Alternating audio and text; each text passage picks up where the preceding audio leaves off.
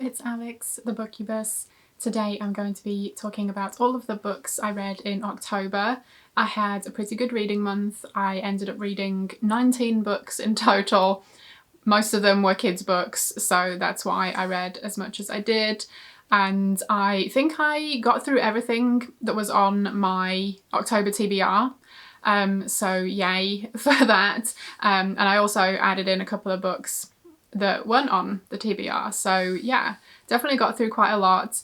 And I did start the TBR in September, so I knocked out a couple of books before October even started. So I talked about those in my September reading wrap-up. I think that was The Little Stranger, which I gave 3 stars, and The Autumnal, which I gave 4 stars. But yeah, before I get into the books, I hope you had a great October. I hope you had an amazing Halloween. Do let me know if you got up to anything fun. And yeah, I hope you had a good time. Yeah, I had a good month. The first chunk of October I was away on my holiday back to the UK to see my mum and my sister, which was the best. We had the best time. And yeah, then the last couple of weeks, yeah, was just back to the usual, back at home, but watched a bunch of horror films and went to a few Halloween parties, which was really fun. This year my husband and I decided to do a cute couples costume, and we went with Peter and Paul from Funny Games, so that was a great time. And yeah, a simple costume but effective to those who know.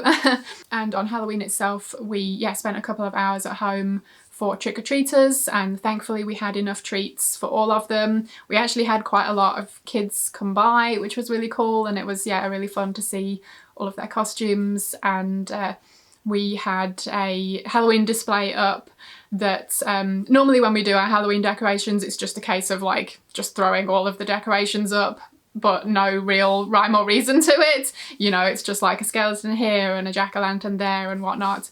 But this year was the first time we decided to actually put like a themed display up, like a scene, and we went with like satanic human ritual sacrifice kind of thing. So yeah, we'd got this setup of creepy skeleton dudes and like a horned guy in the middle, with this mannequin on a table that's chained up and beheaded, and yeah, lots of red lighting and a fog machine going and some spooky music playing. It was really fun. We were really happy with how it turned out, and yeah, it definitely makes me interested in putting more of an effort into, you know, putting like a scene together in the future rather than just random Halloween decorations, which is still fun, don't get me wrong. But yeah, we had a lot of fun with that, and I think there were a couple of very young children that got a little scared by it, bless them, but everyone was okay. But a lot of other kids thought they were really cool, so that's great. And yeah, just had a good time overall. And one more thing before I get into the books, I just wanted to point out this amazing sweatshirt with these super cool skeleton dudes and their jack-o'-lanterns, and there's like even a bat at the top here. I found this in a thrift store a while ago and figured I would wear it for this wrap-up. It's a kid's one, so the sleeves are a little short, but it fits otherwise. So yeah, it was a really cool find. Anyway, okay, finally onto the books. If you haven't already skipped ahead all of that ramble. So I am not going to talk about every single book in detail, just because, yeah, with 19 books, that's going to be a lot to get through. But I am going to go through them from like least favourite upwards. Thankfully, most of them were like 3.5 and 4-star reads, so I had a really good month. But yeah, I'll start off with my least favourite of the month. It was a 2-star read, and it was All Hallows by Christopher Golden. I'd heard really good things about this one, and it sounded like a good, you know, 80s set Halloween themed story with some creepy character called the Cunning Man. And yeah, this was just not for me. I just didn't think it was very good. I should have DNF'd this because yeah, it wasn't grabbing my attention. And the more I got into it, I was just not enjoying it. But I did that usual thing of hoping it would get better, and it didn't. So a couple of things that I didn't really like about this was that a lot of it is just family drama, like wall-to-wall family drama, and I just did not care about most of the characters, so it was, yeah, just kind of a slog to get through, and it definitely takes a while for the kind of horror element to even kick in. And yeah, my other issue with it is that even when it does, I thought it had some maybe interesting ideas, but it just felt like the lore, the Lore, was kind of unfinished. It felt like it was just a bunch of unfinished ideas and it hadn't been fully realised, so some of it didn't really make any sense. So yeah, not for me. I should have DNF'd it, but I read the whole thing and I gave it 2 stars. Moving on to some 3-star books. The Scream Museum by Paul Zindel, part of the PC Hawk Mysteries series. Tales for the Midnight Hour by J.B. Stamper. And The Haunted Dollhouse by Susan Blake. Yeah, these were all just okay. You know, they were all like 3-star reads. I enjoyed some of them, but overall they didn't wow me. I have read another one of these J.B. Stamper collections. I think it was more Tales for the Midnight Hour, and that one I really enjoyed. I read that a couple of years ago, whereas this one wasn't that great. The standout story for me though was one about a jigsaw puzzle that was actually pretty creepy. But yeah, otherwise these were just kind of okay. Okay, the 3.5-star reads. Hour of the Oxrun Dead by Charles L. Grant. This is the first book in a series, and this was good. I did enjoy some of it, but it's also, yeah, kind of a bit odd. Like, just the vibes of it I wasn't quite 100% connecting with, and the writing style. And this is a book that I really thought I was going to love and be like a new favourite, so I have to admit I was a little disappointed that it ended up being a 3.5 star, but it wasn't bad, and I definitely enjoyed it enough to read more by the author. Prior to this, I'd only read a short story of his, but that was excellent. So yeah, I definitely need to read more. But yeah, this one was pretty good, but definitely quite a slow burn. So yeah. I also read The Charming by Jane Polcovar, which is actually, someone pointed out to me, so thank you, Eagle Eye viewer. This is a pseudonym for Larry Weinberg and Hedda Nussbaum, and you might have heard of Hedda Nussbaum. You could look her name up. It's a very awful and tragic case where a child was killed, basically. It's, yeah, not fun reading. So yeah, I kind of had a bit of a weird, I just felt a bit icky reading this, in a way, just knowing that that stuff was probably going on while this was written, you know, but I figured I would just kind of give it a chance and like put that out of my mind while I read it. And I did think it was pretty good. It's basically about a girl who wants to be an actress, and she ends up meeting this mysterious person who basically, yeah, will grant her wishes as long as, you know, she kind of comes over to the dark side kind of thing. And all of these Dark Forces books have like, you know, a bit of a religious angle where, you know, there's always a priest character in the ones that I've read who, you know, helps save the day at the end and, yeah, save this character who is being tempted by like Satan or whatever. But yeah, there was definitely a moment in here that, and obviously I don't know whether, you know, exactly what each of the authors wrote in the book, but it kind of felt like a cry for help. If it was, you know, Hedda Nussbaum that wrote it. And so that was just really poignant and really sad. So yeah, a bit of an odd one to read, and I kind of, I don't know, have like mixed feelings about, you know, reading it and reviewing it and giving it a star rating, but I tried to still give it like an objective star rating, because I did think it was a good little book for what it was. But yeah, if you want to dive into that whole backstory, then yeah, it's not a fun one. Anyway, moving on to some slightly less serious things. The New Boy by R.L. Stine. Yeah, this was just kind of standard, nothing too interesting or unique about it, but you know, it kind of gave me all I wanted from a Fear Street book, I guess, so it was still a fun read. Freshman Spirit by Linda A. Cooney, which is also a pseudonym. This one is, let's see, Linda Alper and Kevin Cooney. Yeah, this was also a fun read. This one, the whole series is more, you know, just a slice of life of these characters that are at university, but this is like a special one that has a supernatural element.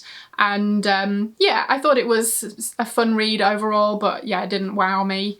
And then also I read a Shivers book. This is Your Momma's a Werewolf by MD Spenser. And again, yeah, this was a fun read about, yeah, this kid and he thinks his mum is turning into a werewolf. Oh, and one more 3.5-star read I had was The Prettiest Girl in the Grave by Christopher Triana. I had this on my Kindle. And yeah, this one was good, but again, it didn't kind of wow me. I think I wanted a little bit more from it, really. So this is about a group of girls who go into this cemetery and they get caught up in playing this game that's like a kind of local legend. And, you know, one of them ultimately will become the prettiest girl in the grave. So yeah, this one had, yeah, interesting characters. And it had a little bit of back and forth where we learn about something that happened in the past, and it does have some gory scenes and yeah, lots of like skeletons and stuff in this yeah, kind of underground place that they end up in. I think I went into this expecting it to be an occult type of story, which it isn't. It has a supernatural element, but not occult related. So maybe that was just my getting completely wrong expectations from it. So, you know, I thought some of the supernatural element was cool and fun, but it just wasn't quite what I was expecting. And also, this is not like something that affected my rating of it, but they seem to use goth and emo as like an interchangeable thing. And I don't know, maybe that is to some people, but for me, goth and emo are like two very different things. Like the music is very different. The style of clothing and whatnot is very different. I mean, there might be like a little bit of crossover, but to me, they're two very distinct things. And yeah, music-wise, like I love goth music. I hate emo music. It's like one of my least favourite types of music. No offence to anyone that loves it, it's just not for me. But yeah, they seem to use the two interchangeably, and that just kind of threw me off, and I don't know why. But anyway, like I said, it didn't affect my rating of the book. It was just something that stood out to me. Okay, and the rest of the books I read were 4-star reads. I'm not ranking them in any particular order. They were just all ones that I really enjoyed. And I'll start off with a non-fiction book, which was called Halloween Merrymaking by Diane C. Arkins. That last month I had read another book by her, which was something like Romantic Customs of Halloween, which was really cool, and I really enjoyed that one too. And then this one was focused on more of the like what people would do at parties for Halloween back in the like late 1800s, early 1900s, what they would do for decorations and invitations and food and, you know, party games and stuff like that. Yeah, really cool, really interesting. Had lots of great illustrations from, you know, from things back in the day like magazines and actual invitations and stuff. My only criticism really is that a lot of the illustrations are really small, and some of them, like if it's a picture of a room that's decorated but the picture's only like this big, you can't really see the detail in it, which is a shame. So would have been cooler if the pictures were bigger, but otherwise overall this was a great read. It's one I borrowed from my library, but I'd really like to get a copy of it for myself. But yeah, that one I couldn't find any cheap copies, so it's one I'm going to keep an eye out for. I also read Christina's Ghost by Betsy Wright. I've read a few of her ghost stories now and they've all been really enjoyable. This was no exception. I read a Goosebumps book, Night of the Living Dummy. This was fun and wacky and yeah, a good time. I read a Bone Chillers book by Betsy Haynes. This is Beware the Shopping Mall. So this is similar to Goosebumps, is that kind of vibe. And yeah, this was a lot of fun too. And it's set in a shopping mall. And yeah, there's something going on with mannequins. So yeah, this was a lot of fun. And then another one was I Will Make You Disappear by Carol Beach York. This is a random one I found at a library book sale and thought looked interesting. It's from the 70s, and this was a surprise for me. I really enjoyed this. I didn't know what to expect from it, but it's about a family who stay in this cottage for like a summer holiday, and they find out that the person that used to live there was a witch, and they find this like cellar that has some creepy stuff in it, and the oldest kid, who I think is 13, she decides she wants to try and cast some spells, and then we have to deal with the consequences of what happens there. Yeah, I thought this was kind of just a bit dark and spooky, and I just really liked the atmosphere of it, and the witchcraft element was cool. So this was a great one. And then also I read some YA, of course. I read a point horror. This was Driver's Dead by Peter Lerangis. And this one, the back just talks about it being about a girl who is, trying to learn to drive, and then some boy and some creepy stuff happens. There was actually a lot more to it than that, thankfully. And it was really interesting. There's also an element of one of the characters here is Vietnamese, and he is dealing with some racism. And I think it didn't do like the best job in, tackling that kind of story, but I think it tried, and especially for the 90s to try and incorporate something like that. It was interesting to see. I just thought this was an interesting one, a little bit different to your standard point horror books.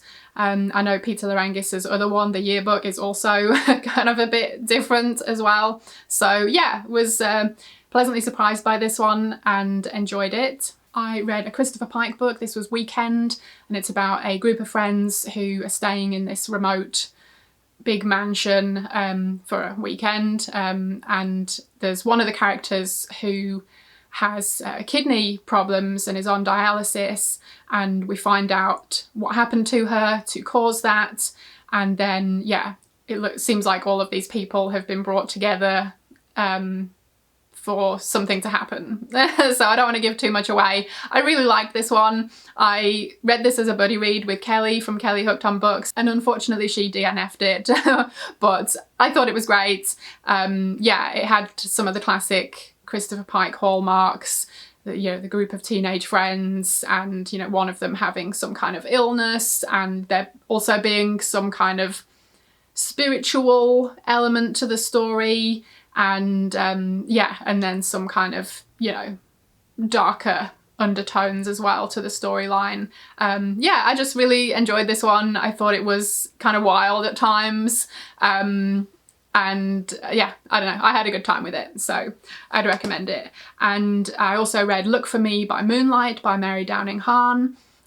This one was a surprise for me too. I didn't really know what to expect. It's about a teenage girl who her parents are separated, and she has been living with her mother but moves to live with her father and his new family, and he is running an inn in this like remote coastal location, and this guy comes to stay at the inn who's very mysterious and good looking, and so it's about what happens between him and this teenage girl. I just really liked the atmosphere and the vibes here. It had really great writing style and really captured the feeling of being a teenage girl and just feeling very awkward and whatnot. So I could relate. And I didn't know beforehand where the story was going and what kind of subgenre of horror this would fit in. I don't know whether I would want to spoil it or not. I think if you want to know, then I will tell you in the comments, I guess. It was a really good example of that, but it had its own unique thing going on. It was pretty dark as well.